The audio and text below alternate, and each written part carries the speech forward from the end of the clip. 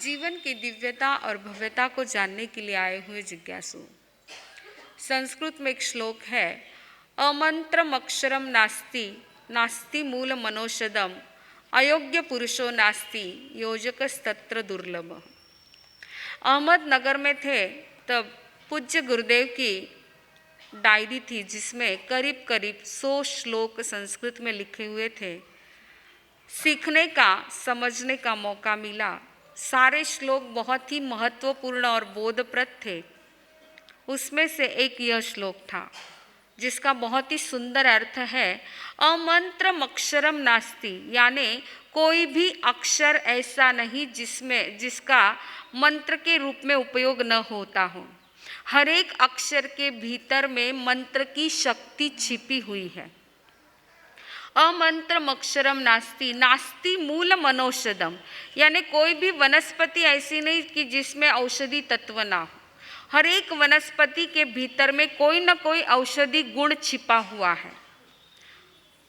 आगे बताया है, अयोग्य पुरुषो नास्ति, कोई भी व्यक्ति ऐसा नहीं कि अयोग्य है। हर एक व्यक्ति में कोई न कोई योग्यता, कोई न कोई एक सद्गुण होता ही होता है। योजकस्तत्र दुर्लभ, उनकी योजना करने वाला, उनको ढूंढने वाला चाहिए। बस उनको ढूंढने वाला चाहिए, खोजने वाला चाहिए कि हर एक व्यक्ति के अंदर कोई न कोई योग्यता आवश्यक होती है। बस उसकी योजना करके उसको उस कार्य में नियुक्त कर दिया जाए तो वह कार्य बहुत ही कुशलता के साथ हो सकता है।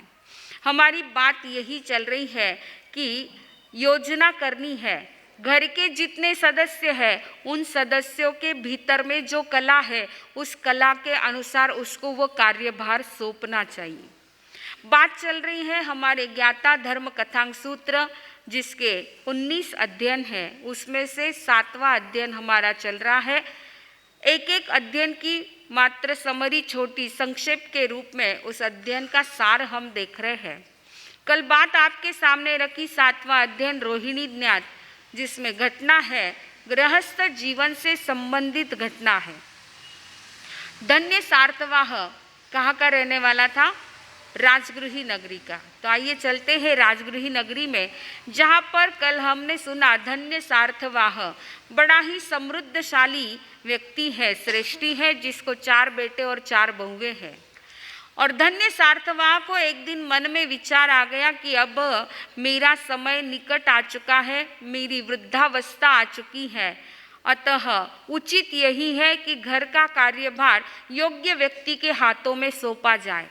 4 बेटे और 4 बहुएं हैं, किसको कौन सा कार्य सौंपना है उसकी रुचि के अनुसार, उसके भीतर में जो कला है उस गुण की परख करके फिर उसको वो कार्य सौंपा जाए, ऐसा धन्य सार्थवाह ने विचार किया। बड़ा ही चिंतनशील और सुज्ञ व्यक्ति था, बहुत अच्छी जिनकी सोच और समझ थी और परख दृष्टि थी। घर का मुखिया जो होता है ना, उनके पास यदि परख दृष्टि रहती है, परखने की कला रहती है और उस परख के अनुसार उसको वो कार्य सौंपते हैं, तो वह घर के मुखिया का यह उत्तरदायित्व होता है। और धन्य सार्थवाह ने भी अपने इस उत्तरदायित्व को निभाने के लिए मन में एक सुंदर सी योजना बना ली है। घर के सारी बहुओं की परीक्षा लेनी है, बेटों और बहुओं की परीक्षा लेनी है। पहले नंबर बहुओं का है, क्योंकि सबसे पहले घर की जिम्मेदारी सौंपनी है। किसको सौंपनी है, कौन सा काम किसको सौंपना है, यह परख एक परीक्षा के आयोजन के द्वारा उन्होंने यह कार्य करने का निर्णय किया। और उसके लिए उन्होंने योजना के मुताबिक एक बहुत बड़े भोजन का आयोजन किया।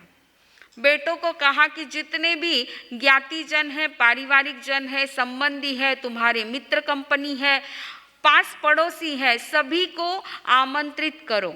बेटों को आश्चर्य लगा, बिना किसी प्रसंग के पिताजी की इस प्रकार भोजन का आयोजन क्यों कर रहे हैं, परंतु पिता के आगे बोलने की किसी की ताकत नहीं थी।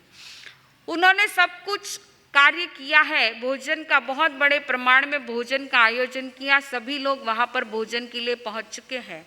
सेठ ने सभी को बहुत मान मनवार के साथ भोजन आदि करवाया है और सबका भोजन होने के पश्चात सभी लोगों को एक प्रश्न था कि क्यों बुलाया गया है, प्रसंग क्या है, किस प्रसंग को लेकर के यह दावत दी जा रही है। तब सबका होने के बाद सबके सामने जो है धन्य सार्थवा ने अपनी चारों पुत्र वधुओं को बुलाया। पहली पुत्र वधु थी उज्जीता, जिसका नाम था उज्जीता है, दूसरी है भोगवती, तीसरी है रक्षिका और चौथी है रोहिणी। ऐसे चारों बहुओं को बुलाया और 5-5 चावल के दाने उनके हाथ में रखे हैं और कहा कि देखो, बहुओं से कहा है कि ये 5 दाने आज सबके सामने मैं आपको दे रहा हूँ, जब समय आएगा वापिस मैं ये 5 दाने मांगूंगा, तब मुझे ये 5 दाने वापिस तुमको सौंप देना है। बस इतना ही काम था, इतना ही काम था। बड़ी बहू ने सोचा, रही क्या बात हो गई, इतना बड़ा भोजन का आयोजन किया, इतने सैकड़ों लोगों को बुलाया, इतना भोजन करवाया है और दिया तो क्या दिया, 5 चावल के दाने। लगता है ससुर जी अब बूढ़े हो गए, इंद्रियों के साथ बुद्धि भी बूढ़ी हो गई है, इंद्रियों के साथ बुद्धि भी बूढ़ी हो गई है। साठी और बुद्धि नाठी कोई मतलब ही नहीं। अरे 5 चावल के दाने देने का कोई मतलब था, उसके लिए इतना सब किया, बेकार है। उसने तो उठा के सारे 5 चावल के दाने फेंक दिए और कहा कि कोई बात नहीं, जब वापस मांगेंगे तो हमारे यहाँ तो चावल का कोठार भरा हुआ है, इतने सारे बोरे भरे हुए, कोई भी 5 दाने ले जा करके दे दूंगी। ऐसा सोच करके उसने दाने फेंक दिए। दूसरी बहू थी भोगवती, उसने सोचा ससुर जी ने इतने बड़े भोजन के आयोजन में हम सबको 5-5 चावल के दाने दिए हैं, हालांकि इन दानों का कोई मूल्य नहीं है, 5 चावल के दानों का कोई विशेष मूल्य नहीं है, परंतु बड़ों ने दिए हैं तो ये बड़ों का प्रसाद होता है, इतने इसमें जब दिए हैं तो बड़ों का प्रसाद है, इसको फेंकना अच्छा नहीं है। इसलिए उसने क्या किए, खा लिए, वो चावल के दाने खा लिए, प्रसाद समझ करके खा लिए हैं। तीसरी बहू थी रक्षिका, उसने सोचा कि ससुर जी, मेरे ससुर जी सामान्य व्यक्ति नहीं है, बहुत व्यवहार कुशल है, अनुभवी है और बहुत ही समृद्धशाली मेरे ससुर जी है। इतने बड़े भोजन के आयोजन में हम सबको 5 चावल के दाने दिए हैं, इसका मतलब इसके पीछे कुछ न कुछ रहस्य होना चाहिए, इनको फेंकना योग्य नहीं है। इसलिए उसने सोचा कि इसको तो संभाल के रखना चाहिए। वो घर अपने कमरे के अंदर गई और एक रत्न की डिबिया थी, उस रत्न की डिबिया में उसने वो चावल के दाने सुरक्षित रख लिए और अपने सिरहाने रखे हैं। रोज उस डिबिया को खोल करके देखती है कि दाने सुरक्षित है या नहीं है। इस प्रकार तीसरी बहू ने वो दाने सुरक्षित रखे। चौथी बहू थी रोहिणी। रोहिणी बड़ी बुद्धिमान थी, उसने सोचा मेरे ससुर जी ने इतने बड़े आयोजन में जब ये 5 चावल के दाने दिए हैं तो निश्चित ही इसके पीछे कुछ न कुछ रहस्य, कुछ न कुछ राज होना चाहिए। मेरे ससुर जी सामान्य व्यक्ति नहीं है, बहुत दूरदृष्टि उनकी है, हो सकता है हमारी परीक्षा कर रहे हो, हमारी परीक्षा कर रहे हो। आज ये 5 चावल के दाने हमारी कसौटी के दाने हैं, हमारी कसौटी के दाने हैं। और उसने जो है उस भोजन के आयोजन में उसके पीहर वाले भी आए हुए थे, अपने पीहर वाले के पास उसने ये 5 चावल के दाने सौंप दिए और कहा कि संदेशा दे दिया है कि खेती में अलग जगह पर ये 5 दाने बो देना है, इनका वपन कर देना है।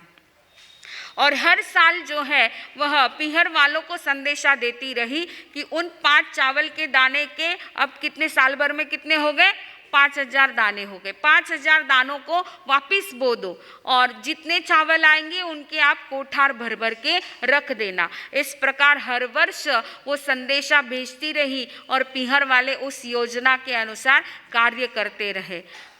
1 साल हो गया, 2 साल हो गया, करते करते 5वां साल आया और एक दिन धन्य सार्थवा को फिर से याद आ गई कि मैंने इनको 5 चावल के दाने दिए थे, अब वापिस ये इनके परीक्षा के फल का परिणाम देखने का समय आ गया है।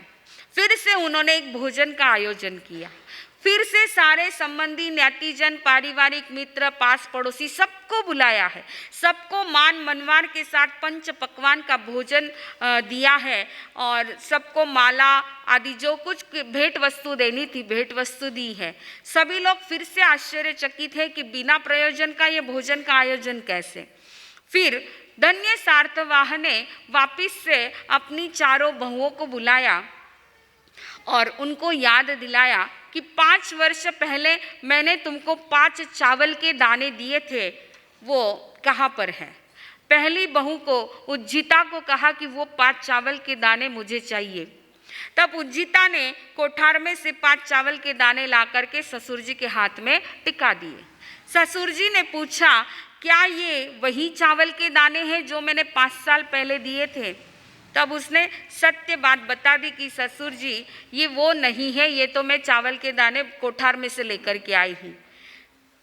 तब उसने सारी पिछली बात बता दी कि मैंने इस प्रकार उठा करके उनको फेंक दिया था और ये दूसरे हैं।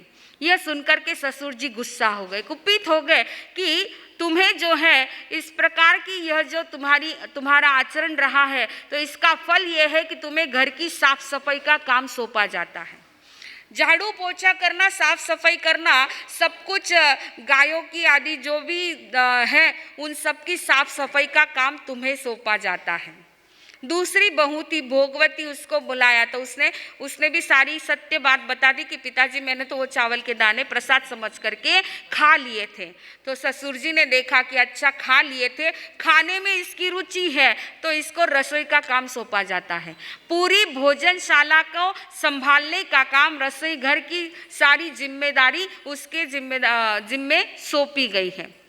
तीसरी बहू थी रक्षिका, उसको बुलाया, उससे 5 चावल के दाने मांगे तो उसने वो रत्नों की डिब्बी जो थी उसमें से 5 चावल के दाने निकाल कर के ससुर जी के हाथ में दिए हैं कि पिताजी ये वही दाने हैं जो 5 साल पहले आपने मुझे दिए थे।